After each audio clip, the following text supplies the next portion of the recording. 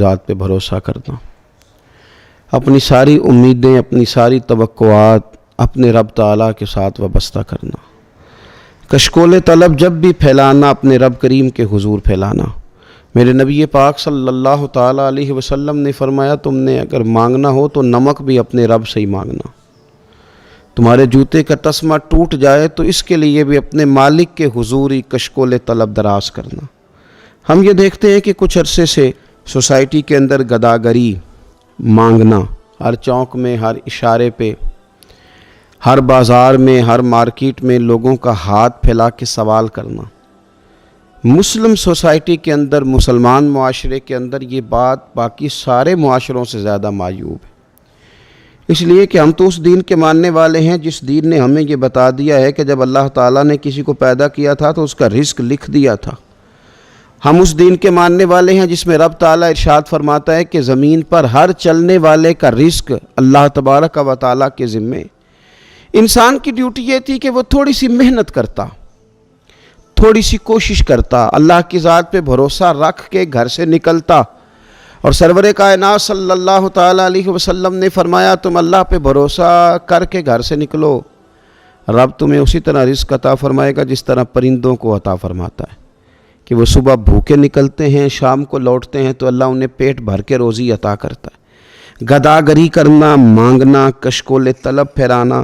اصحاب صفا جو مسجد نبوی شریف میں رہ کر تعلیم حاصل کرنے والے لوگ تھے، ان کا ظاہری طور پر کوئی کاروبار نہیں تھا، انہوں نے اپنے آپ کو وقف کر لیا تھا دین کی تعلیم کے لیے۔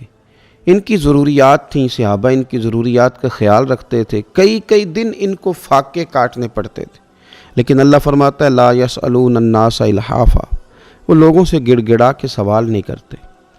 میرے محبوب علیہ السلام کے غلاموں کی یہ شان ہے کہ وہ کبھی بھی لوگوں کے ساتھ گڑ گڑا کے اپنی خودداری کا سودا کر کے لوگوں سے سوال نہیں کرتے۔ گداگری کا وہ جو ماحول آج ہماری سوسائٹی میں پیدا ہوا ہے، ہمارے دین نے اسے سخت ناپسند کیا ہے۔ حضرت سیدنا ابو بکر صدیق رضی اللہ تعالیٰ عنہ ارشاد فرماتے ہیں کہ نبی پاک علیہ السلام نے جب ہم سے وعدے لیے کہ تم کسی کے آگے سوال نہیں کرو گے، تو فرماتے ہیں میری تو یہ حالت ہے کہ میں گھوڑے پہ بیٹھا ہوں اور میرا درہ بھی ہاتھ سے گر جائے تو میں کسی سے نہیں کہتا اٹھا دو، کیونکہ حضور نے وعدے لیے تھے کہ ہاتھ نہیں پھیلانا، میں خود گھوڑے سے اتر کر وہ اٹھا لیتا ہوں۔ حکیم بن حزام رضی اللہ تعالیٰ عنہ صحابی ہیں جن کی پیدائش کعبے میں ہوئی ہے، ان سے حضور نے وعدہ لیا کسی کے آگے ہاتھ نہیں پھیلانا۔ حضرت سیدنا ثوبان رضی اللہ تعالیٰ عنہ سے وعدہ لیا کسی کے آگے ہاتھ نہیں پھیلانا۔ حضرت ابو ذر غفاری سے کہا کسی دنیا دار کے آگے ہاتھ نہیں پھیلانا۔ حضور سید عالم صلی اللہ تعالیٰ علیہ وسلم چاہتے ہیں خوددار رہے نبی پاک کی امت، لیکن آج کسی چوک میں چھوٹے بچے دکھائی دیتے ہیں، وہ مانگ رہے ہیں، کسی جگہ پہ خواتین کھڑی ہیں، وہ کشکول طلب دراز کیے ہوئے ہیں، کسی جگہ ہم دیکھتے ہیں کہ بیمار لوگ اپنے زخم دکھا کے مانگ رہے ہیں، کسی جگہ چھوٹے بچوں کو آگے کر کے مانگا جا رہا ہے۔ ہم دیکھتے ہیں کہ مسجدوں کے دروازوں پر، اللہ تعالیٰ کا وہ گھر جہاں فقط اللہ سے مانگنا چاہیے تھا، وہاں بھی لوگ نمازیوں کے سامنے ہاتھ پھیلائے کھڑے ہیں۔ اس طرح کا ماحول اگر معاشروں میں بنے گا تو پھر وہ قومیں کیا خوددار ہوں گی، یا قوموں کی قومیں بھکاری بن جائیں گی؟ پھر آنے والی نسلیں کیا کردار معاشرے کے اندر دے سکیں گی؟ اللہ کی ذات پہ بھروسہ کیا جائے، محنت کی عادت بنائی جائے، اور جب ہمارے سامنے اعداد و شمار آتے ہیں، جب تحقیق کی جاتی ہے، جب ریسرچ کیا جاتا ہے، تو پھر محسوس ہوتا ہے کہ ان میں زیادہ تر لوگ وہ نہیں ہیں جو مجبوری کے تحت مانگ رہے ہیں، زیادہ تر لوگ وہ ہیں جو تن آسانی کی وجہ سے مانگتے ہیں، زیادہ تر لوگ وہ ہیں جو محنت کے لیے آگے بڑھنا نہیں جانتے، زیادہ تر لوگ ان میں سے وہ ہیں جن لوگوں نے فقط پیشہ بنا لیا، جو سمجھتے ہیں کہ ہاتھ پھیلانا شاید ہمارے لیے آسان ہے۔ ان لوگوں نے ایک بڑا لمبا چوڑا ماحول بنا کے مانگنا شروع کیا ہے، اور ہم دیکھتے ہیں لمبی لسٹیں، لمبی قطاریں۔ میرے نبی پاک صلی اللہ تعالیٰ علیہ وسلم فرماتے ہیں تو ارادہ تو کر لوگوں سے بے نیاز ہونے کا، پروگرام تو بنا کہ میں نے اللہ کے بندوں سے نہیں لینا، میں نے لوگوں سے سیٹھوں نوابوں سے نہیں مانگنا، تو پروگرام تو بنا، تو لوگوں سے بے نیاز ہونے کا ارادہ کر، اللہ تجھے لوگوں سے بے نیاز کر دے گا، رب تیری مدد کرے گا۔ لیکن اگر تیرا ارادہ ہی ہو گیا ہے، میں اکثر کہا کرتا ہوں کہ کچھ لوگوں کو میں نے دیکھا ہے خیرات بانٹتے، تو وہ جب بانٹ رہے ہوتے ہیں تو لینے والا لے رہا ہوتا ہے، تو ساتھ یہ بھی کہہ رہا ہوتا ہے کہ حاجی صاحب ہمارا اگلے سال بھی خیال رکھیے گا. خواتین یہ بھی کہہ رہی ہوتی ہیں کہ اس سال ہمیں زکوٰۃ دی ہے تو آئندہ سال بھی ذرا خیال رکھنا. او خدا کے بندے، تیرا اگلے سال تک مانگنے کا ارادہ ہے تو رب کریم کے حضور یہ سوال کر کہ اللہ تعالیٰ فضل کرے اور تجھے نوازے اور اگلے سال تو خود دینا شروع کر دے. مستقل بنیادوں پہ یہ ارادہ کیا ہے کہ مانگنا ہے. میرے نبی پاک صلی اللہ علیہ وسلم نے فرمایا جو بغیر ضرورت کے سوال کرے قیامت کے دن اس طرح آئے گا کہ اس کے چہرے پر خراش پڑی ہوگی، اس کے چہرے پر دھبے لگے ہوں گے کہ یہ بغیر طلب کے مانگتا تھا. نشانات ہوں گے چہروں پر. دنیا میں چہرے پہ نشان پڑے تو انسان کتنی تکلیف محسوس کرتا ہے، اور اگر نشان چہرے پہ قیامت کے دن پڑے. اور پھر حضور علیہ السلام نے فرمایا جس نے بغیر سبب کے لوگوں کے آگے ہاتھ پھیلایا، بغیر وجہ کے لوگوں سے مانگا، فرمایا یہ شخص قیامت کے دن آئے گا تو اس کے چہرے پر ہڈیاں تو ہوں گی پر گوشت نہیں ہوگا. بلا وجہ مانگنا اور پھر اس طرح کا ماحول بنا لینا کہ بس میں اتنے پیسے. اور ایک تو یہ لوگ مانگتے ہیں اور ایک اور لوگ ہیں، ایک تو ہاتھ پھیلا کے مانگتے ہیں اور ایک وہ ہیں جو گزارا ہی لوگوں کے پیسوں پہ کرنا چاہتے ہیں. وہ چاہتے ہیں کہ آج فلاں آدمی سے تحفہ وصول کر لوں، فلاں آدمی سے فلاں چیز لے لوں، فلاں کا پیسہ فلاں جگہ استعمال کر لوں. وہ بھی ایک ماحول ہے کہ دوسروں کی جیبوں پہ نظر رکھتے ہیں. حضور علیہ الصلوۃ والسلام سے پوچھا گیا تھا عزت کیا ہے؟ فرمایا جو رب نے تجھے دیا ہے اس پہ قناعت کر، اللہ عزت عطا کرے گا. تو یا رسول اللہ صلی اللہ علیہ وسلم ذلت کیا ہے؟ فرمایا لالچ نہ کرنا، رسوا کر دیا جائے گا. قناعت کریں، اللہ نے جو دیا ہے اس پر راضی رہیں اور خودداری کا مظاہرہ کریں اور زندگی بھر ہاتھ پھیلانے سے بچیں.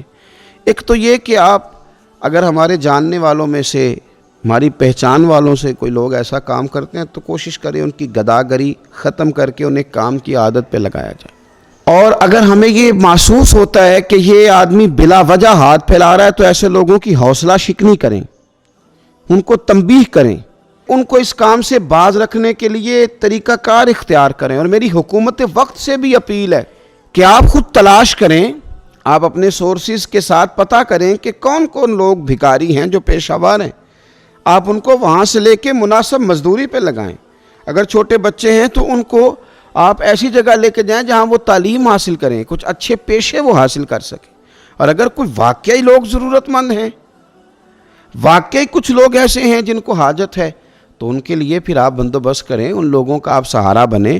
قوم بھی اپنے تئیں ان کی مدد کرے، حکومت بھی ان کے لیے اسباب پیدا کرے، لیکن ایک قومی سطح پہ پلان بنا کے ان لوگوں کو گداگری سے ہٹایا جائے. ہر اشارے پر جب یہ لوگ کھڑے ہاتھ پھیلاتے ہیں تو یہ ملی طور پر اور قومی طور پر ہمارے لیے سبکی کا باعث ہے. یہ وہ والی ہماری توہین ہے جو عالمی سطح پر مسلمان اور اہل پاکستان محسوس کریں گے. اپنے آپ کو اس کام سے دور رکھنے کے لیے، ان لوگوں کو بچانے کے لیے اقدامات کیے جائیں، کوشش کی جائے، آگے بڑھا جائے. اور یہ کتنا مشکل کام نہیں ہے، اگر تھوڑی سی بھی کوشش کی جائے گی تو اللہ تعالیٰ مدد کرے گا. میرے رسول کریم صلی اللہ تعالیٰ علیہ وآلہ وسلم نا لوگوں کو خود اس طرف مائل کرتے. حضرت ابو ہریرہ رضی اللہ تعالیٰ عنہ ارشاد فرماتے ہیں کہ 2 آدمی حضور کی بارگاہ میں حاضر ہوئے. انہوں نے نبی پاک صلی اللہ تعالیٰ علیہ وسلم سے کچھ مانگا. اب یہ وہ دروازہ ہے جہاں سے کبھی کوئی خالی گیا ہی نہیں، اور حضور سے تو کوئی قطرہ مانگتا ہے تو کریم اسے دریا عطا کرتے ہیں. ان لوگوں نے کچھ سوال کیا تو حضرت ابو ہریرہ فرماتے ہیں کہ انہوں نے مانگا. حضور علیہ الصلوۃ والسلام تو ہر ایک کو دیتے تھے، پر انہیں بھی حضور نے دیا، پر ذرا اس رنگ میں دیا، اس انداز میں دیا. حضور فرمانے لگے جاؤ جا کے جنگل سے لکڑیاں کاٹ کے لایا کرو اور لا کر کے بیچا کرو. کہتے ہیں ان لوگوں نے یہ کام کرنا شروع کیا، لکڑیاں کاٹ کے لا کے بیچنی شروع کی. پہلے انہوں نے کھانا خریدا، پھر کچھ وقت گزرا تو انہوں نے اسی کاروبار سے سونا خریدا. پھر کچھ آگے وقت بڑھا تو انہوں نے سواری کے لیے گدھے اور جانور خریدے. اور کہتے ہیں وہ بار بار لوگوں سے کہتے تھے کہ دیکھو اللہ تعالیٰ نے نا رسول پاک کے حکم میں ہمارے لیے کتنی برکت پیدا کر دی ہے. حضور نے ہمیں حکم دیا تھا کہ جاؤ لکڑیاں کاٹ کے بیچو، تو ہم نے یہ کام شروع کیا. تو آج یہ کیفیت ہے کہ گھر میں کھانا بھی ہے، کپڑے بھی ہے، سونا بھی ہے، چاندی بھی ہے، سواریاں بھی ہیں. یعنی اس زمانے میں تو گدھا گھوڑا اونٹ سواری ہوتی تھی، تو سمجھ لیں اس کا معنی یہ ہے کہ کار بھی ہے میرے پاس موٹر سائیکل بھی ہے، میرے پاس سواری کا اسباب